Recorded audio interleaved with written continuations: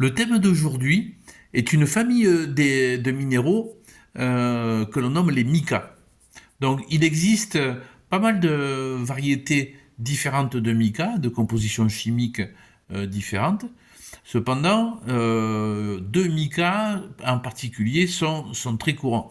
En effet, le mica est un constituant essentiel du granit. Ce galet vient de l'Hérault et nous vient directement de l'Égoile. Donc tous les petits cristaux noirs sont des cristaux de biotite, qui est un des micas. On voit bien évidemment essentiellement les gros cristaux de feldspath. C'est également un constituant des pegmatites, de composition minéralogique semblable au granit, mais avec des cristaux beaucoup plus gros.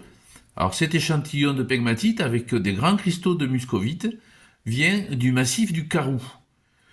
On trouve aussi dans le massif du Karoo toute une série de roches métamorphiques qui sont issues donc de la transformation du granit sous la température et la pression.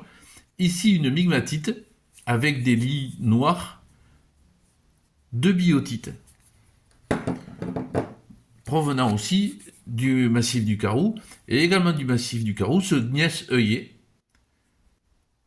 où là aussi, effectivement, tout ce qui est noir sont des cristaux de biotite. Donc cette biotite, en voici un échantillon.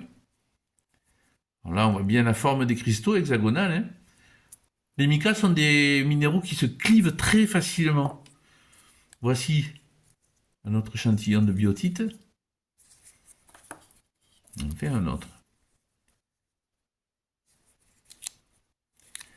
Alors, comme je vous dis, ça se clive très facilement, vous voyez.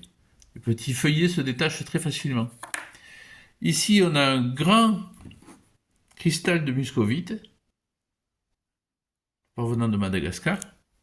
Ici, une variété de muscovite qu'on appelle muscovite testacée.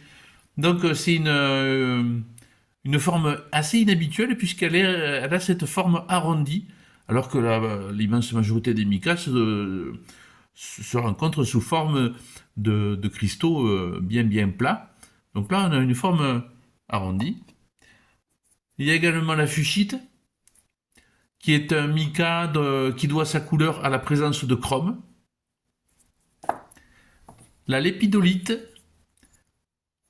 alors là, la couleur est due au lithium.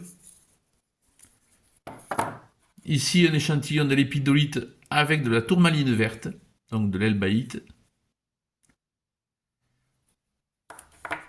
Mais il existe une très grande variété de micas, je ne les ai pas tous, j'ai simplement les plus courants.